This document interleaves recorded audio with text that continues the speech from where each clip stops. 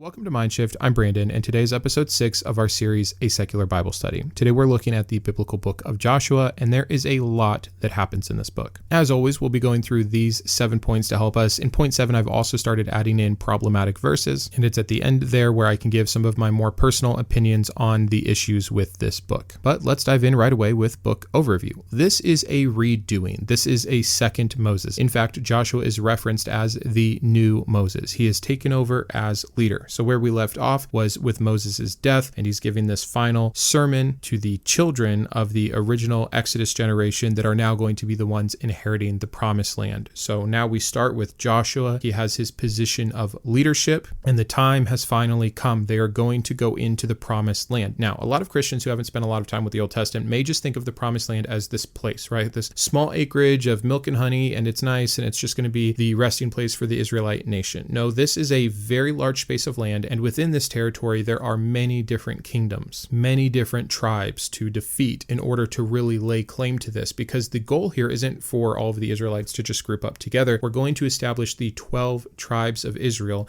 in different parts of Canaan. So it's on a bigger scale than one might think, at least according to the Bible. So what happens in Joshua? Well, we first have to get into Canaan, and we have to cross the Jordan River. They've been camped in the land of Moab, right outside of the Jordan River, with Canaan being on the other side. So again, just like I said, we have a second Moses here. So we part the Jordan River and we walk across it. This just gets completely glossed over in comparison to Moses parting the Red Sea, which I think is a bit unfortunate. This is a pretty big deal, another miraculous river crossing, and what we see right off the bat here is that the same power that Moses had, Joshua has, that God is still on their side, even with the death of their main prophet. Oh, I almost forgot. Before they cross over through the Jordan, they send spies in again, and it goes much better than the first time when Moses sent the 12 spies. This is where we get the story of Rahab. Now, we could spend an entire episode just talking about the story of Rahab. There's a lot of interesting things that happen here. Like one, the fact that Rahab is essentially rewarded for lying. Right after we get all of these curses that will befall people who break the 10 Commandments and the other laws, which definitely include lying. It seems that God's objective morality is quite subjective when it suits him. Also, we get this really passionate speech from Rahab to the spies of, I know your Lord is the most powerful. I know he's going to deliver you into this land. We've heard about you. We know about the Red Sea that was parted, and that's why I'm helping you. Remember me. Let me be in your good graces here. And it's a great story where we have this woman who is a prostitute who is going up against the leaders of her land and lying for these spies to help them accomplish their mission. But anyways, the Rahab story happens. They cross the river. The next part is not so fun. The new generation gets circumcised.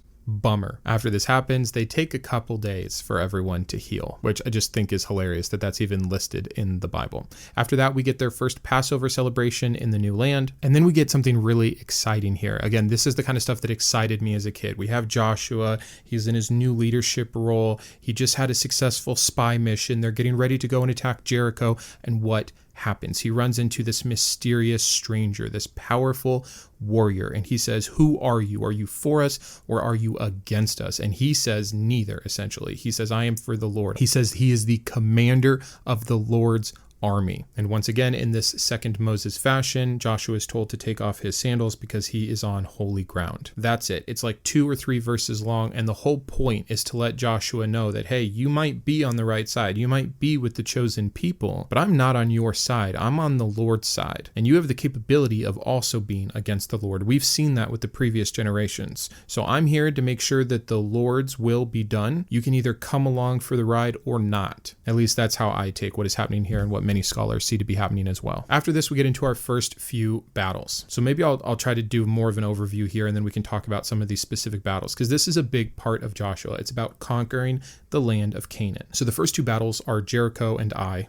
And we see 2 very different outcomes, a complete destruction and a loss. And we see a loss because of individual Israelites' sin. And so here we see the blessings and curses already at play as they're in the new land of Canaan. And why is this guy, I think his name is Achan, why is he sinning? Why did he do this? He kept some treasure after the defeat of Jericho that was meant for God, for himself. What did he think was going to happen? This is when I just can't believe these stories are at all true. These are obviously plot lines. These are obviously archetypes and narrative structures and plot development at play. They can't possibly, after everything that has happened, after everyone that has been smited, after every curse and blessing has been clearly seen, after they're talking and being with God, we're going to see God on a walk. We're going to see God throw rocks down on people in this book. Like, this God is so active in this community, and you're going to tell me this guy thought he could steal treasure from God? Even the very fact that this God needed treasure is something to just look at the corporeal nature of him in the Old Testament versus this God that we supposedly have in the New Testament. So again, lots of battles, and we'll probably honestly talk about those more in the problematic verses when we talk about genocide, not genocide, etc., and get into some of the moral issues there. But then we get a list of all the victories of Moses and Joshua, and this seems like a very boring part of the book, but it's a very important part showing God's fulfillment in covenant all the way starting with Abraham and now happening. Like, this is the book of fulfillment, and this is a huge part of it. We'll talk about that more when we get into main themes. And the book ends with Joshua dividing up all of the conquered land of Canaan amongst the 12 tribes, and then Joshua's death. So Joshua gets one book, Moses got 5, but we get a really similar narrative to his life that we see with Moses. This is going to set us up as he ends the book by saying, hey, once again, reiterating, kind of like Moses' final sermon, you can serve God and be blessed, or go against him and be cursed. What are you going to do? Which sets us up for everything that is going to happen starting right away in Judges. So let's move on to point 2, authorship and date. So Joshua, like a few other books of the Bible and also other books of this ancient time period, is that of an eponymous nature, meaning they're using the name Joshua to describe the book and sometimes even try to attribute authorship to. We would face the same problems believing that Joshua wrote the book of Joshua that we would have with Moses writing the first 5 books of the Bible. One of those things being that Joshua dies in this book and his burial is described, as well as other people who died after Joshua. So the better hypothesis is similar to what we see with the first 5 books, except it's no longer this documentary hypothesis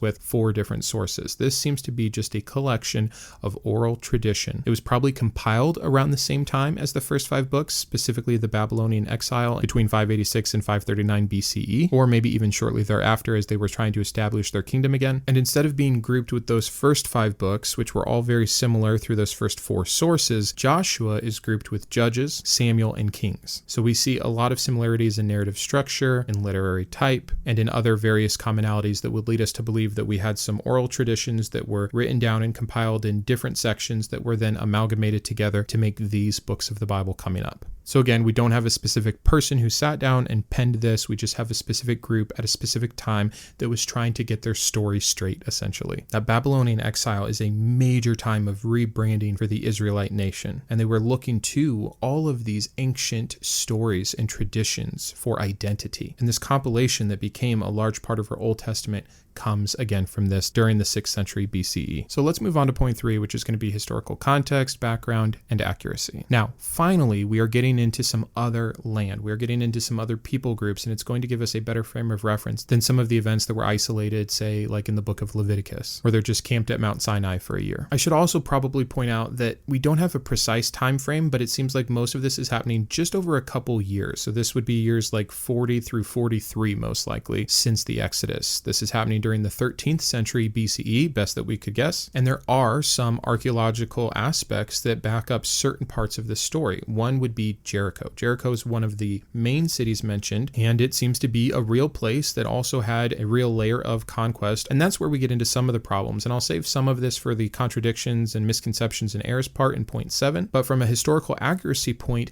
yes, did certain places like Jericho and Ai and Hazor exist and show destruction? Yes. Many of the other cities mentioned don't or haven't existed in an archaeological aspect or were shown to be at peace during this time. So this swift couple-year campaign of taking out all of the tribes of Canaan does not align archaeologically speaking, or even that a lot of these cities existed at the same time. It's hard for us to visualize, but it's akin to saying something like, within a couple years, we did World War I, World War II, Vietnam, and the Korean War. Like, those things are not all at the same time period. They could not have happened this quickly. Let's add in that we conquered some other countries that weren't even countries yet, and we'll start getting closer to what we're seeing the claims of the book of Joshua. But we do get a glimpse into the historical accuracy of this tribal warfare, of the claim of the monotheistic God versus the the dualistic worshipers or more pagan practices of people in the Canaanite nation who worshipped a sun god, a fertility god, a war god, etc. There is a heavy amount of bias, being that this is all coming from this Jewish tradition and source, painting these other nations as evil, where really they were just following the constructs of their day and their culture, no different than the Israelites were. And you can point to both, saying there were good things here and there were definitely bad things here. But that's a big part of Joshua, right? We have to believe that the Canaanites are pure evil for their eradication. This is done a lot by looking to the child sacrifice of a lot of the Canaanite tribes. Or if you really want to stretch it, and I've already seen it in my comments in some of the last videos, the belief that everyone in the land of Canaan was a giant, a half-breed from the Nephilim.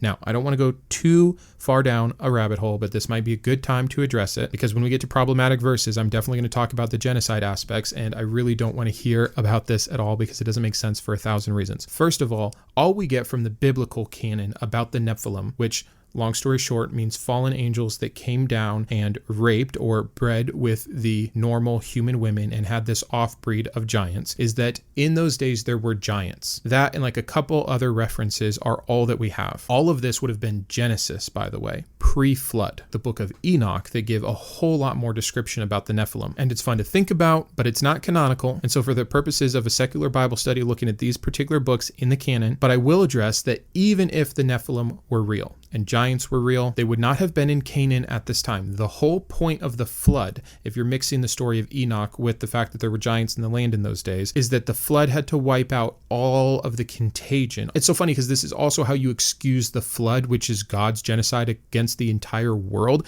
that the only people who weren't affected by the bad seed of the Nephilim were Noah and his family. So which is it? Right? Because if there's still Nephilim in Canaan, then the flood didn't work. So however you split it, this is faulty and it's stupid and it's a really weak excuse to try to get God out of this horrendous genocide that is coming for the people groups in Canaan. So to wrap up this point, some archaeological evidence for some of the claims. This is always where you get the example of someone saying, just because a future society finds evidence that London was a real city does not make the events in Harry Potter true. And I think that that is the best way to explain that just because we know Jericho was a real place does not mean that the biblical account here is true. In this very same book, in the chapter right next to the chapter about Jericho, we see the sun and the moon stopping and holding still. That is impossible. That would have ended up with the destruction of the entire earth. So let's not start using things like, well, they found archaeological aspects in Jericho to say, yep, Joshua is a true story. That's just a little bit ridiculous. But we do learn a lot, again, about the tribes and the people in that time, if not from at least one biased source. Let's move on to point 4,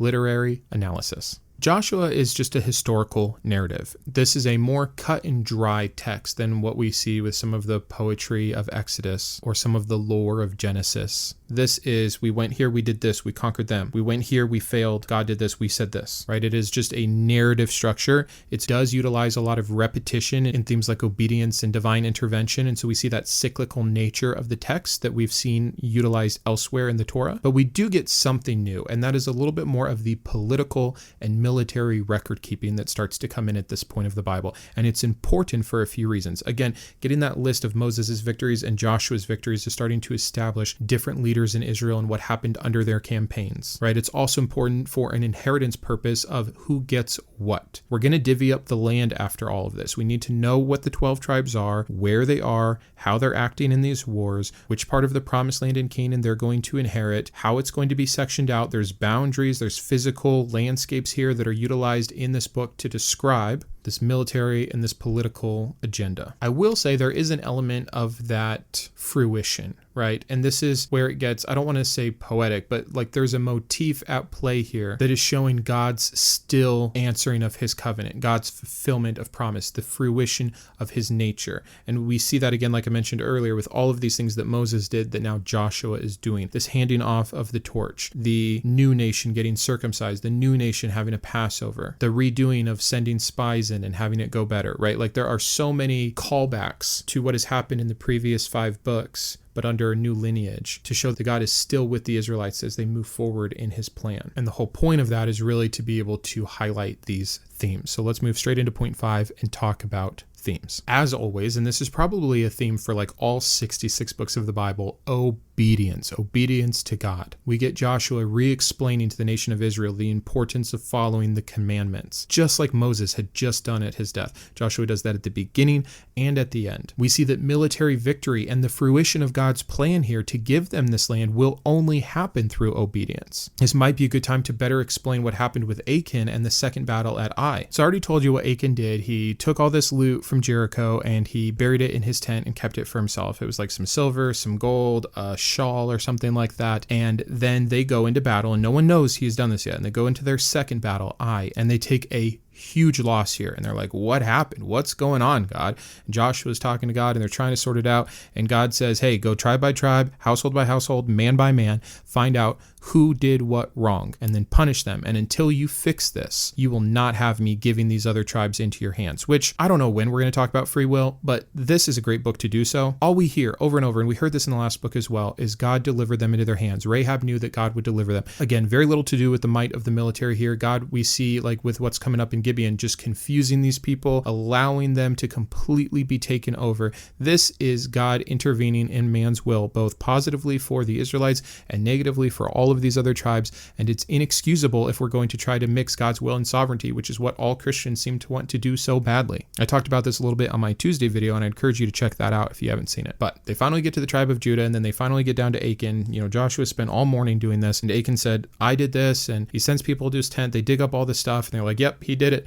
Let's solve this. So they take him, all of his possessions, all of his animals, his wife and his children, and they burn and stone them. They have to do this. This is like throwing Jonah out of the boat to appease God's anger at an individual's disobedience so that there can be prosperity. This, by the way, might I remind you, right after God says in the last book that he will no longer give punishment to children because of what their parents do or to parents because of what their children do. I mean, it already got thrown out in the very book that was said. That was one of our contradictions in the last book, but it is happening again right away here in Joshua, and it just blows my mind. But again, now we don't have to cover this problematic verse in point 7 since we did it here. The whole point is to talk about the theme of obedience. We see that there is no hope for Israel if they do not obey the one true God. Theme 2, and I've covered it quite a bit already, would be the fulfillment of promises or God's divine promise. Like, this is it. I mean, really, it is pretty amazing. We have been working since Adam, essentially, all the way down to Joseph,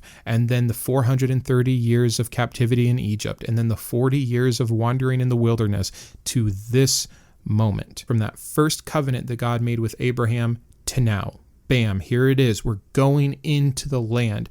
Imagine if the story were true, the anticipation, the jitters. We're here, but we still have this huge thing to do. This is again where it's so hard for me to believe it's true, because if you know that you will win every battle as long as you're obedient, how do you not just get in line? Everyone gets a ton of spoils from war. They're getting treasure, they're getting donkeys, they're getting women. It's absolutely ridiculous to me here that in this final hour, in the most important moment, after lesson after lesson after lesson after lesson after lesson, they couldn't get it together. We see this same kind of structure with the disciples. They're hanging out with Jesus all day long, and yet they're always surprised by him. They're always doubtful. It's like, really? Would you actually be that way? But I digress. So again, this divine intervention, this fruition of God's promise, whatever you want to call it, we'll say that for point 2. And let's pick out one more. Again, you could get many themes from this, like consequence and disobedience, or inheritance, or land as an identity source. But let's go with the fun one, which is morality and ethics. This is driven home in this book. Now, again, I think it's problematic, and we'll get into the verses at the end, but this book is trying to make a claim for sure that the only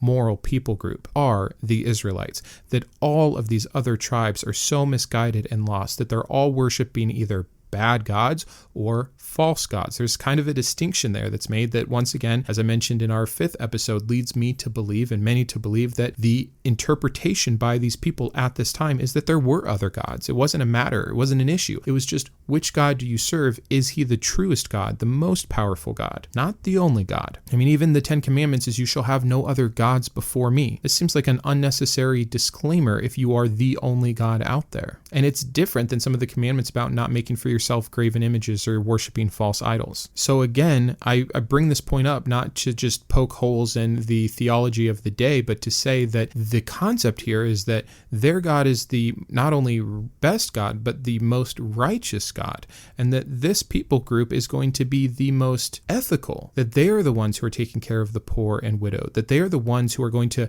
keep a pure bloodline by not intermarrying, and all of these other things that is setting them apart as God's chosen people versus the filth of the rest of the world. I think it's problematic for about a billion reasons, but it is something that this book is trying to get across, so I would be remiss if I did not mention it. But let us move on to point 6, reception and influence. So right off the bat, the first major influence is that on the Jewish tradition. The book of Joshua, once again, is fruition. It is what you turn to so you can say God keeps his promises. It's what you turn to so you can say that obedience to God matters, right? We're taking all of those themes, and that's what is being held so dearly by the Jewish people. The Christian reception of this book, though, is slightly different. The Christians view this book of one of two things. This is just a historical accounting, giving us some lineage of how we get down to Jesus eventually, or this is a divine romantic foreshadowing to Jesus, Joshua to Jesus. Joshua has to take them through the Jordan River and into the promised land like Jesus has to take us through purgatory and into heaven, that the laws they have to obey and the rituals and sacrifices they have to do to be pure before the Lord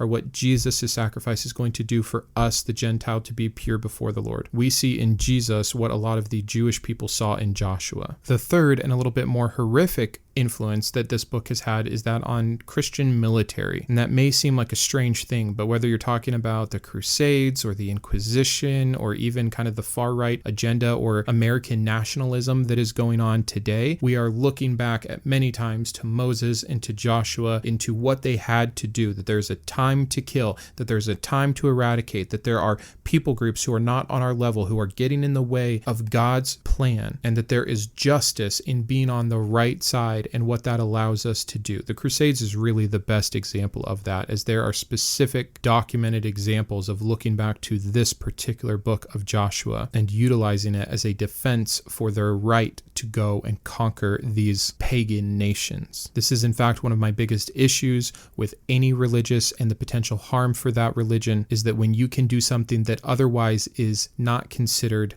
moral, but you do it for a God, and now it becomes not just moral and ethical, but holy and right and just. These are the ingredients you need for some very, very horrible things to happen that have happened throughout all of history, not just within Christianity, but amongst many other religions as well. It's the greatest excuse to commit harm. When you no longer call it harm, you call it justice. In terms of art, of course, there's so much imagery, whether it's crossing the Jordan River or finally getting into the promised land. One of the ones that stands out the most is Jericho, just in terms of a story that has been passed down, represented multiple times, used for inspiration in different kinds of art forms, etc. This is a major story, one of the central Bible stories, and for a lot of different reasons. And we haven't talked much about Jericho here, but one, it's the first conquest of the promised land, so there's some prominence right there. Two, it was supposed to be one of the most difficult, so getting that win right away said a lot. Three, we're looking at this unique aspect here of kind of this peaceful. This is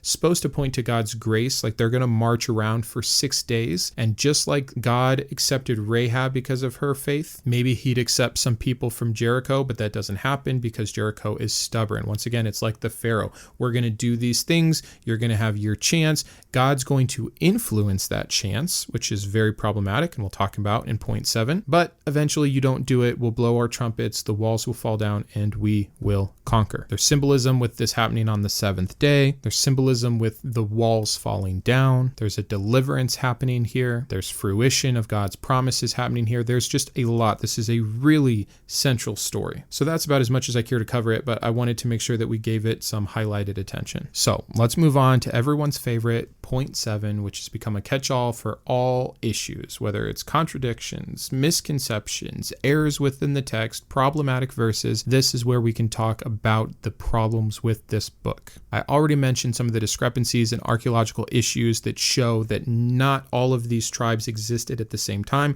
that they weren't all indeed conquered, and that even if they were, it couldn't have happened on this short time frame. Specifically within this, we'll use again Jericho as the example.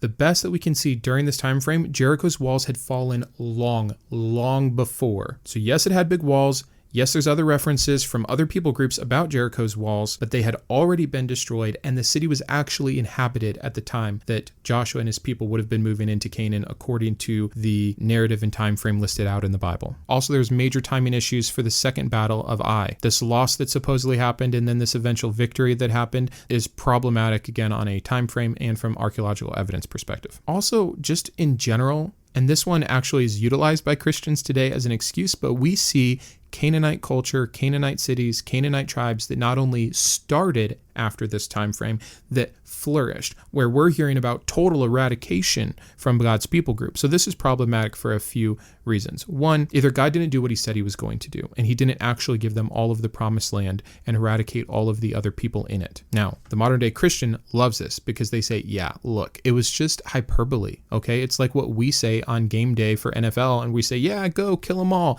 We don't actually expect the other team to kill them all. We're just saying you're going to knock them dead. You're going to go get them. There are so many good reasons not to believe that the Bible intended to be hyperbolic. For instance, we already saw accounts in Leviticus and Numbers of God saying, wipe out everyone, wipe out everything, kill every man, woman, and child, and not just ending there. We saw, for example, I think it was in Numbers that when they brought some of the women and children, Moses freaked out and was like, did I not tell you, kill them all? And then in graphic detail list out that they did indeed kill the mothers and all of the young boys, and then kept the young virginal women for themselves. That's too much description for hyperbole. And it goes on from there about what happened with some of those individual women. Like, it's absolutely insane to say that. It's a bad excuse. So what it is just a contradiction. They didn't wipe out all of the people, even though they attempted genocide. They failed in certain aspects, or they didn't know about certain other tribes, or other tribes existed after the fact. Like, there's just a lot of issues here, and I don't think that any of it works out for the Christian. We have a lot of inconsistencies and contradictions with the land that is divided up, how it's divided up amongst the 12 tribes. Again, there will be more information in the description, but just know that that is out there and it is confusing. Once again, with all of the note taking that's happening in Joshua, we get the size of the Israelite nation and army, and it is just seemingly impossible considering what has happened previously, biblically speaking, as well as what a group of this size would have required in terms of resources and territory, etc. So very problematic. One thing I didn't cover during book overview was these tribal alliances that happen. So, Jericho and Ai get taken down, and then you get this congruence of Canaanite kings that are like, hey, this is bad. These guys are serious. We've got to group together. We've got to make some alliances. Let's figure this out. And those alliances, both historically and even within text, we get multiple iterations of, or proof that they didn't happen, and none of it agrees with each other. Rahab herself is kind of interesting. We see one depiction of her here in Joshua and another in the New Testament book of James, both with different things to say about her in terms of her righteousness and what happened as a result of her faithfulness to the Lord by lying for the spies. There's just a ton of other contradictions, like the name of Achan's father, when King Jabin was killed. What exactly did Joshua do with the 12 stones from the Jordan River? Again, if it's wrong to lie or not. What tribe was Achan from? Did Balak fight or not fight with Israel? I mean, it's just a long list here, but I want to just move straight into some of the problematic verses. So just to quickly cover, we already mentioned Achan's family being killed with him. This is a problem. We mentioned the verse lightly, but I'll give some more detail here about the sun standing still. This is found in chapter 10. They're fighting a new tribe from Canaan, and they need more time. It's going to get dark soon. So Joshua asked God, can you go ahead and just hold off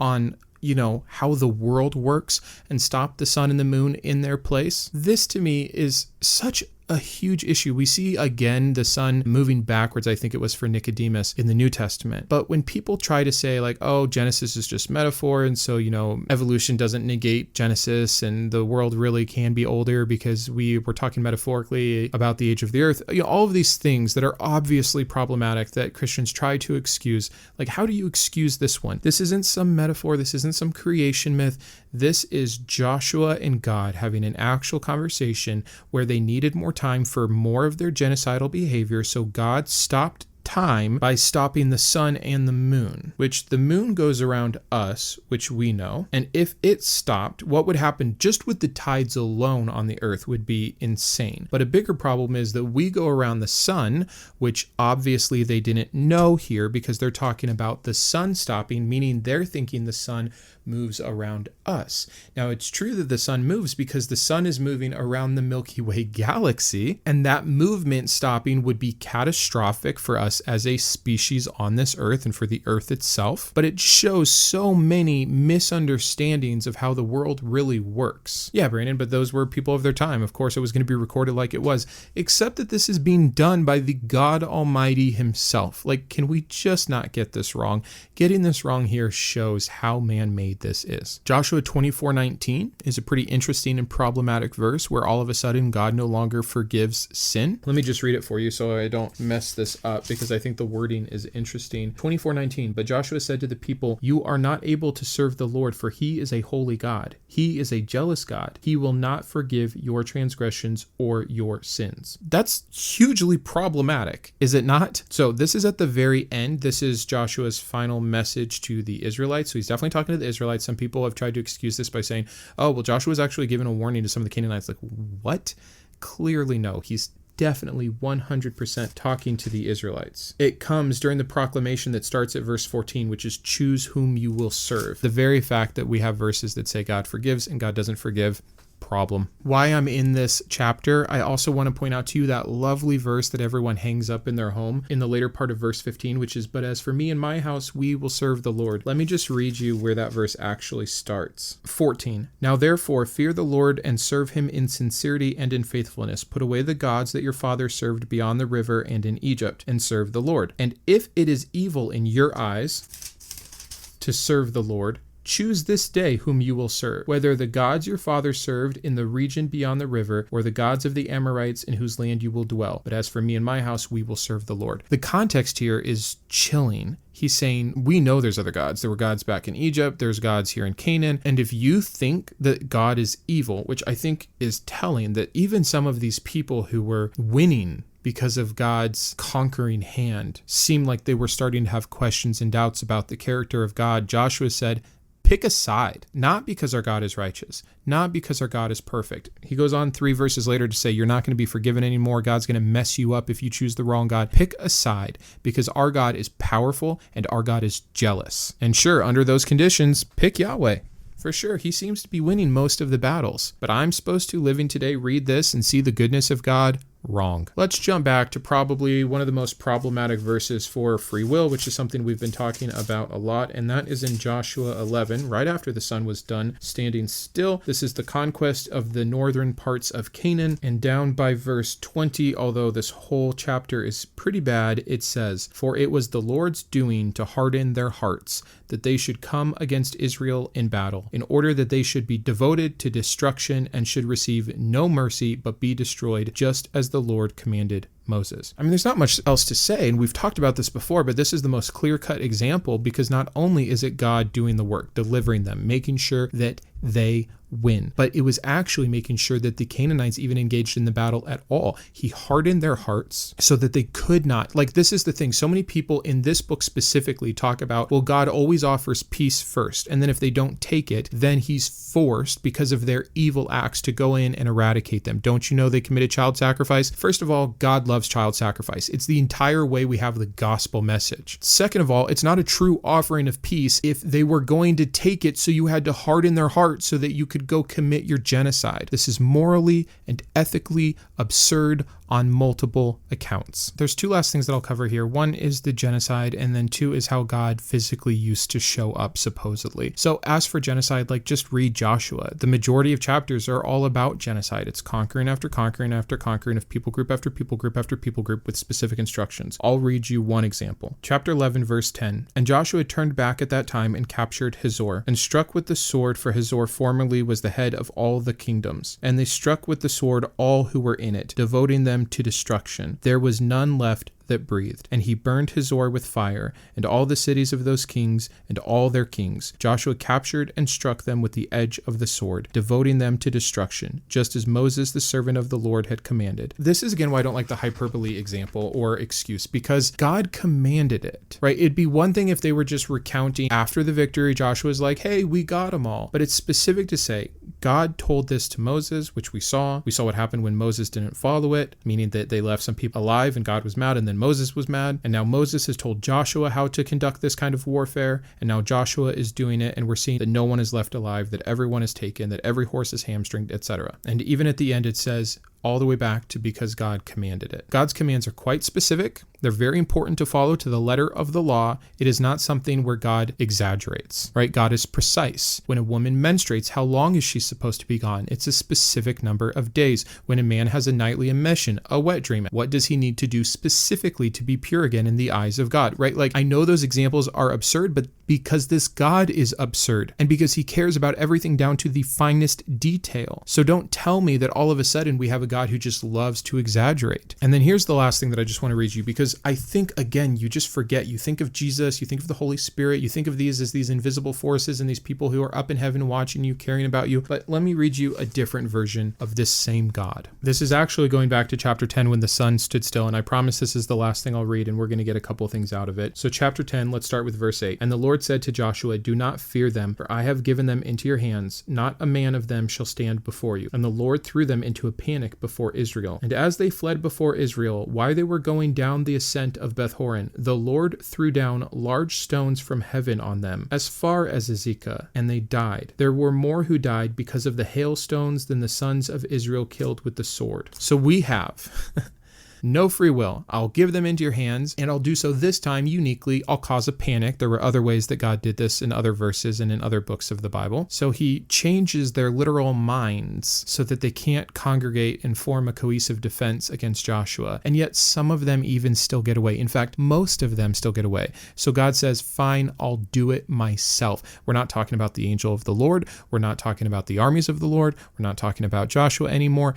God himself threw rocks. This is the corporeal God you get in the Old Testament. This God was so big that he could throw stones that somehow, I guess, existed in the ethereal realm of heaven down from heaven. So heaven here, we get a physical description of up. He's throwing down stones big enough to kill all the people who are fleeing, that he would get the credit for the battle and end up killing more people than Joshua did with the sword. Tell me why we have a divine hiddenness problem today. God used to show up all the time. I'm just so done with all of the excuses. This is obviously a man-made myth story that we have tried to make reasonable with newer writings from hundreds of years later in the New Testament, trying to point back to this as the same God, as Trinity, as a cohesive nature, etc. It fails, it fails, it fails, it fails, it fails. I have said that the number one way to be sure about your atheism, right, is to look at the Bible that is supposed to be the evidence of this God and to see how invalid it really is. And if stories like these don't showcase it to the nth degree, I don't know what else to tell you. So stay tuned, because we will show you this in every single book in the Bible in part 7 of every single one of these episodes. I hope you learned something today. I hope this was interesting. Please tell me what you know about Joshua that I forgot to mention or that I do not know. Please feel free to correct me where you think I am wrong. This is another highly eventful book, and there's a lot that I definitely didn't have time to get to. So fill all the gaps in the comments. Thanks for watching. Have a wonderful day. Subscribe if you like this kind of content. And until next time, keep thinking.